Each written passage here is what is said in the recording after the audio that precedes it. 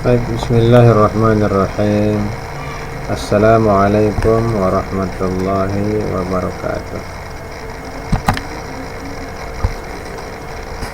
Anak-anakku sekalian yang cerdas, yang baik hati,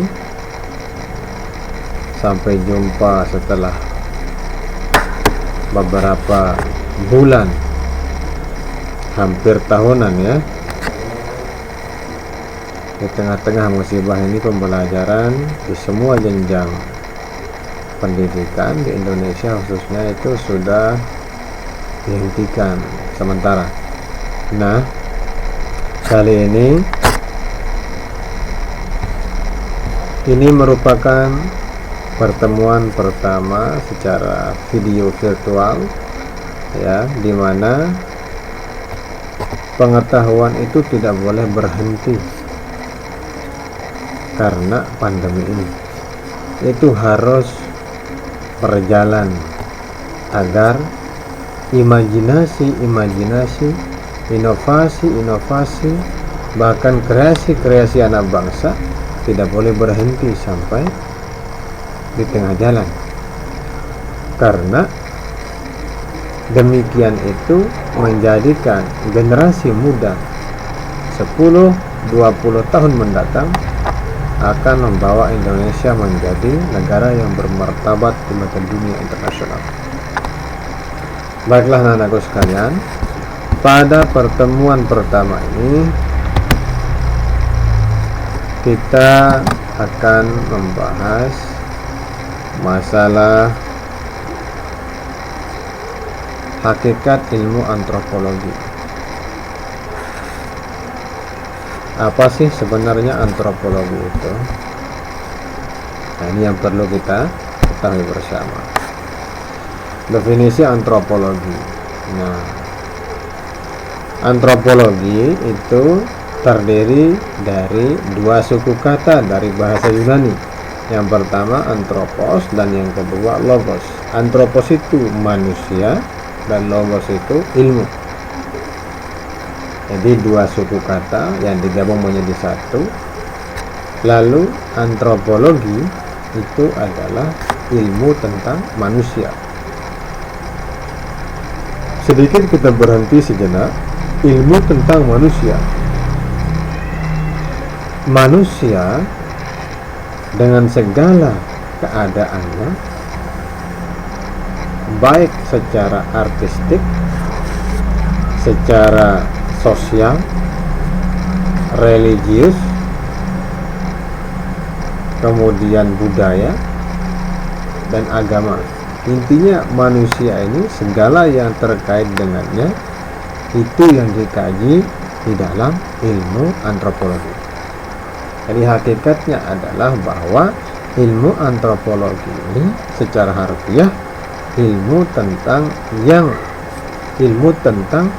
yang membahas manusia atau mengkaji manusia, baik dari segi agama, budaya, suku, ras, bahkan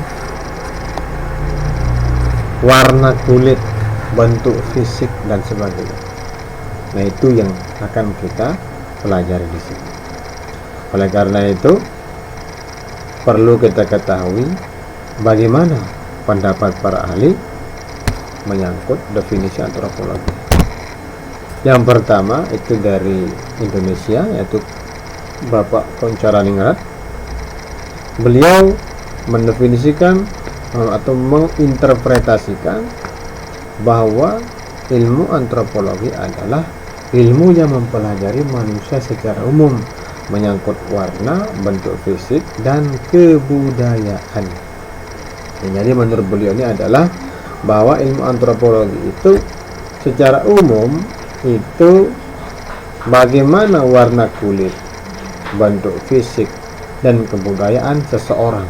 Jadi fokusnya hanya 3 menurut beliau ini secara umum. Nah, jadi secara umum ini maksudnya secara umum umat manusia dimanapun berada.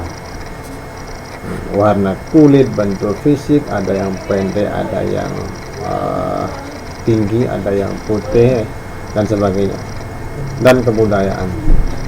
Jadi 3 menurut beliau. Kemudian Alfred L. Kroeber, beliau mendefinisikan bahwa memahami manusia dengan seluruh keadaannya. Jadi Alfred ini berpendapat bahwa ilmu antropologi itu adalah ilmu tentang bagaimana kita memahami manusia dengan seluruh keadaannya. Nah, jadi Kroeber ini ya mengarahkan imajinasi kita agar supaya betul-betul memahami manusia itu dengan seluruh keadaannya. Nah, bukan setengah-setengah.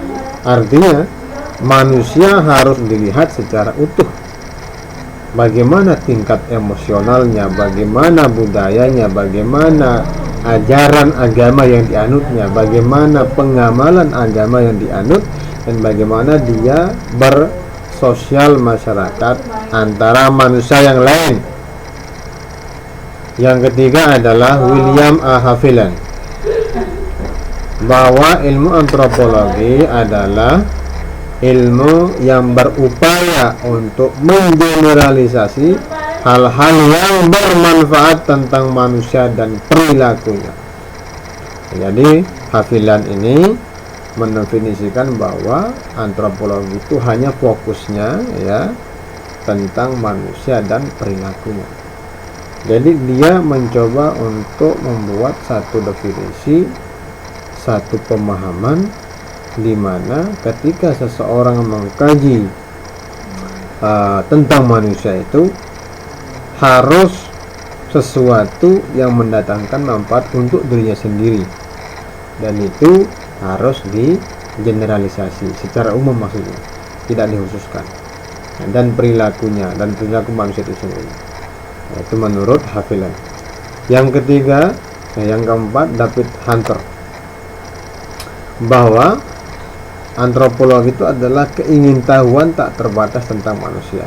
Nah, jadi ini cukup menarik pengertian tersebut ya. Jadi antropologi itu lahir dari keingintahuan tak terbatas tentang manusia. Jadi manusia mengkaji manusia dengan dasar keingintahuannya tentang manusia yang lain selain dirinya. Nah, jadi itu David Hunter ini mendefinisikan atau mengartikan antropologi itu lebih kepada latar belakang kenapa lahir antropologi tersebut. Nah, terakhir Benedict, bahwa ilmu antropologi adalah ilmu yang mempelajari manusia sebagai makhluk sosial. Nah, ini fokus ya. Kalau Benedict ini lebih kepada status atau posisi manusia sebagai makhluk yang sosial. Nah, jadi kajiannya itu hanya bagaimana kelompok masyarakat berinteraksi dengan masyarakat yang lain, bagaimana kelompok masyarakat menjadikan budaya sebagai ujung tombak dari sebuah peradaban manusia sendiri. Nah, jadi kesimpulan yang dapat kita simpulkan sementara adalah bahwa ilmu antropologi merupakan ilmu yang mengkaji manusia dengan segala yang terkait dengannya secara ilmiah, yang didasarkan pada rasa ingin tahu tak terbatas. Nah, kali ini kesimpulan yang saya buat ya, yang cukup baik kiranya untuk kita perhatikan bersama, bagaimana cara kita menarik satu kesimpulan ya dari sekian pendapat tersebut, lalu kita buat menjadi singkat. Nah, 2-4-5 pendapat ini kita jadikan sebagai satu, itulah caranya paling tidak menarik satu kesimpulan yang utuh. Nah, baik, untuk pertemuan selanjutnya saya kira kita akan lanjut kepada fase perkembangan ilmu antropologi. Di sini ada 5 fase ya, ada abad awal ke-15 sampai ke akhir abad 15, awal ke-16 dan seterusnya. Nah, insyaallah kita akan lanjutkan pada pertemuan selanjutnya, yaitu tentang bagaimana fase-fase sehingga ilmu antropologi ini menjadi satu kajian ilmu dalam bidang pendidikan, khususnya khususnya di pendidikan sekolah.